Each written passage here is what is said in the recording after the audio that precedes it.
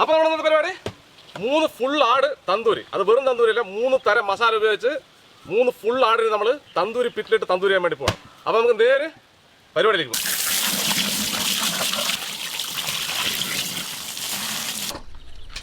കത്തിക്കാം.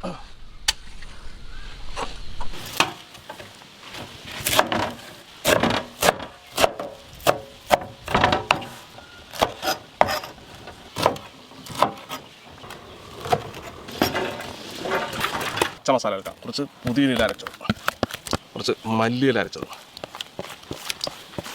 കുറച്ച് പച്ചമുളക് അരച്ചത്, കുറച്ച് ഇഞ്ചി വെളുത്തുള്ളി അരച്ചത്, പാകത്തിന് ഉപ്പ്, ഒരല്പം മഞ്ഞൾപ്പൊടി മിക്സ് ചെയ്ത് വെക്കണം.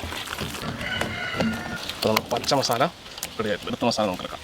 ചോപ്പ്, കാശ്മീരി ചില്ലി, ഒരല്പം മഞ്ഞൾപ്പൊടി, കുറച്ച് ഗരം മസാല, കുറച്ച് മീറ്റ് മസാല കൂടി ഇട്ട് കൊടുക്കാം, ഒരല്പം കുരുമുളക് പൊടി, ഇഞ്ചി വെളുത്തുള്ളി പേസ്റ്റ്, പാകത്തിന് ഉപ്പ്, ഒരല്പം നാരങ്ങ നീര് ഒഴിക്കാം, മിക്സ് ചെയ്തെടുക്കാം.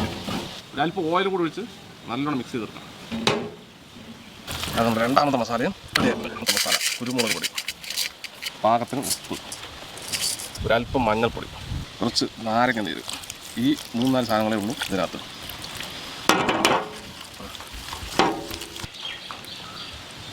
നമ്മുടെ മസാലകൾ റെഡി.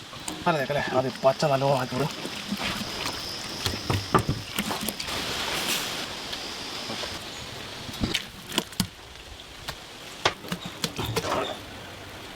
അടുത്ത മസാല മഞ്ഞ കുരുമുളകും മഞ്ഞപ്പൊടിയും ഉപ്പും. അല്ലേ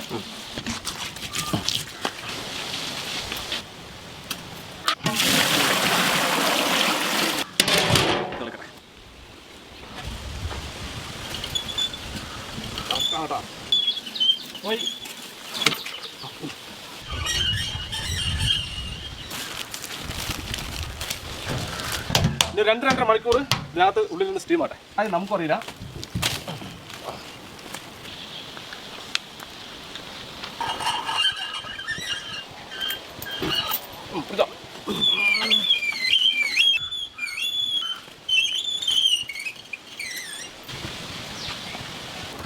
പീസാക്കാനൊന്നും ഇല്ല, ശരിക്കും കംപ്ലീറ്റ് വെന്തു.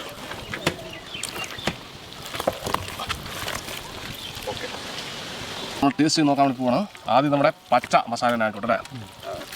പച്ച എന്താ ടേസ്റ്റ് രുചി എന്ന് അറിയണം. ഇത് ശരിക്കും പറഞ്ഞല്ലേ വേവ് പോരാ.